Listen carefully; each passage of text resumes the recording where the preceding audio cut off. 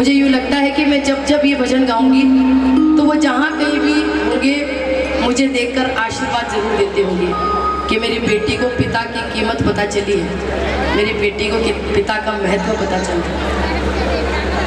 कई लोगों को ये एहसास तभी हो जाता है, मतलब पिता एक ऐसा एहसास है, मैं माँ और पिता में कोई अंतर नहीं करती हूँ, लेकिन माँ एक ऐसा एहसास होता है जो आदमी को जीते जी हो जाता है। माँ का एहसास जीते जी होता है, लेकिन पिता का एहसास उसके जाने के बाद ही होता है कि पिता का क्या अस्तित्व था हमारे जीवन में। इस चीज़ का एहसास उसके नहीं होने के बाद होता है। आइए मैं सिर्फ इतनी सी बात कहूँगी कि हम बाबा के दरबार में बैठे हैं। बाबा भी तब खुश है जब हमारे माँ बाप हमसे खुश हैं। अगर वो खुश नहीं है तो फिर बाबा के कितने भंडारे कर लो जी आप, और कितने बागे सजा लो और 56 भोग लगा लो, कोई कृपा नहीं हो सकती। किसी ने बहुत सुंदर बात कही है कि जिस घर में पिता की इज्जत नहीं होती उस घर में मेरे शाम की रहमत नहीं होती। बाबा कृपा नहीं करता जब तक माँ बाप की इज्जत ना हो। उस परम पिता परमेश्वर, उसके चरणों में हाजिरी लगाने से पहले हम अपने पिता के लिए, अपने पिता के लिए ये प्रार्थना कर रहे हैं, उनको पहला नमन करते हैं। कलयुग में मैं बताऊं आपको पिता के क्या हालात है इस समय। भाई जी जय श्री श्याम। भाई जी कि हर एक दौड़ता है तरक्की की छाप को, हर एक दौड़ता है तरक्की की छाप को, और दुनिया में देखता है सिर्फ अपने आप को। और एक बाप पाल सकता है 10 बेटों को, मगर 10 बेटे नहीं पाल सकते एक बाप को। ये है आज की सच्चाई, ये है पिता का अस्तित्व आज के समय में। माँ बाप का भी बंटवारा हो जाता है, दो भाई है तो भैया तेरे पास माँ रहेगी, मेरे पास बाप रहेगा, फिर थोड़े दिन बाद में बदलाव होगा, मेरे पास बाप आ जाएगा, तेरे पास माँ चली जाएगी।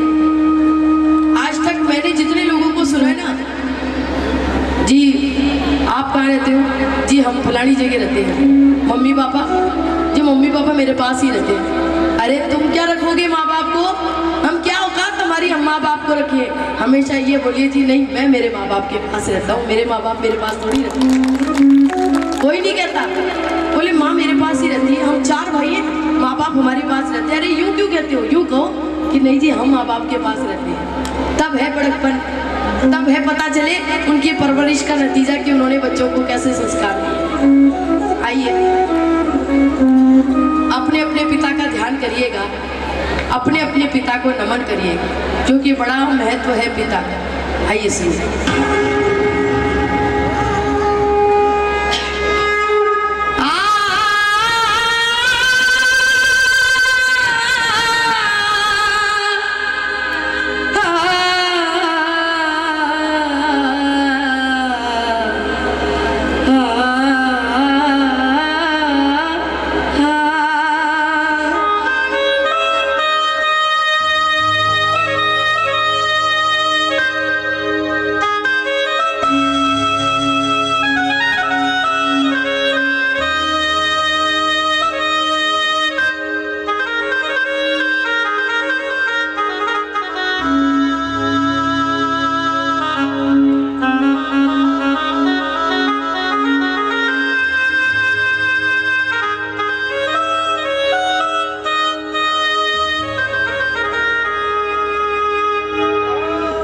पिता ब्रह्मा पिता विष्णु पिता भगवान दुनिया में। पिता ब्रह्मा पिता विष्णु पिता भगवान दुनिया में। पिता जैसा नहीं कोई है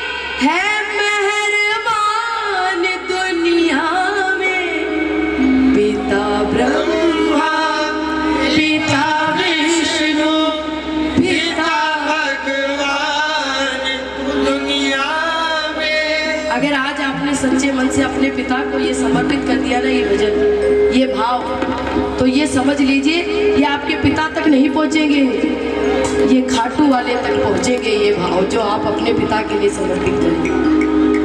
पिता ब्रह्मा पिता विष्णु पिता भगवान दुनिया में। पिता ब्रह्मा पिता विष्णु पिता भगवान दुनिया में। पिता जैसा नहीं कोई है मेहरबान दुनिया में। पिता ब्रह्मा पिता विष्णु पिता भगवान दुनिया में। पिता ब्रह्मा पिता विष्णु पिता भगवान दुनिया में।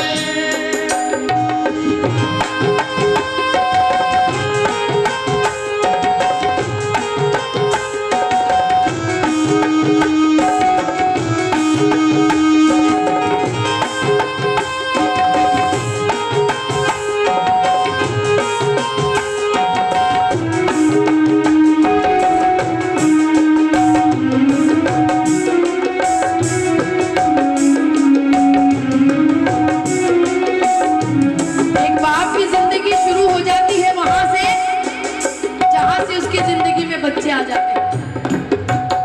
बच्चे हो गए तो बाप को अपनी जिम्मेदारियों का एहसास हो गया। मुझे मेरे बच्चों को पढ़ाना है, लिखाना है, अच्छा इंसान बनाना है, बड़ा आदमी बनाना है, जीवन भर कमाएगा,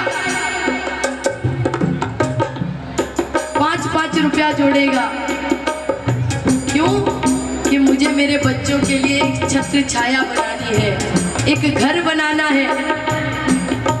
जिंदगी भर कमाएगा, कमर टूट जाती है कमाते कमाते, उसमें रहता कौन? बच्चे।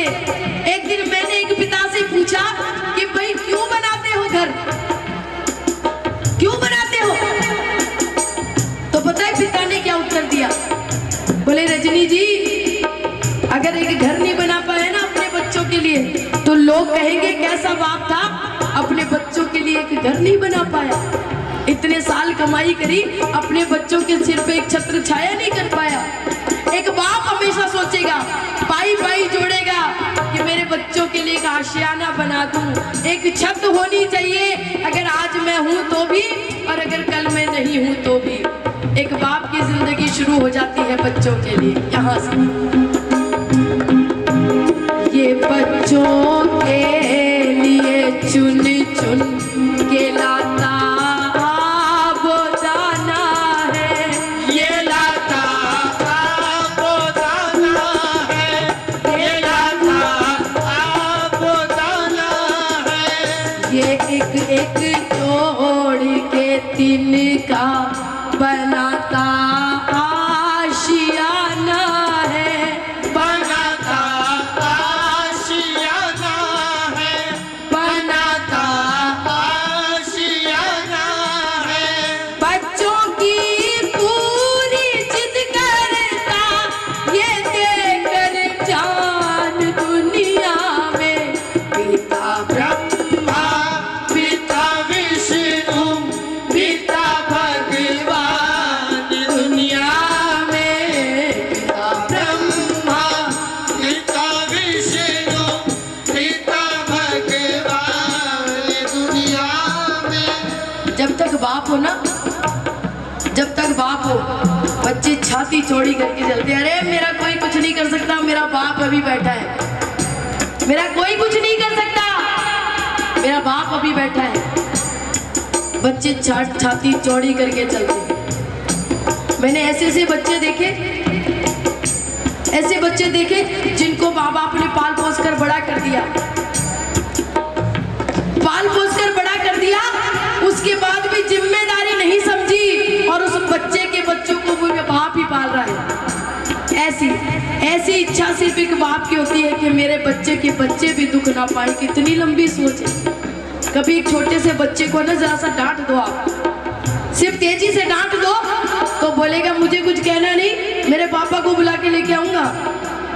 इतना विश्वास एक छोटे से बच्चे को अपने बाप के ऊपर, यानी समझ लीजिए हम जैसों को कितना भरोसा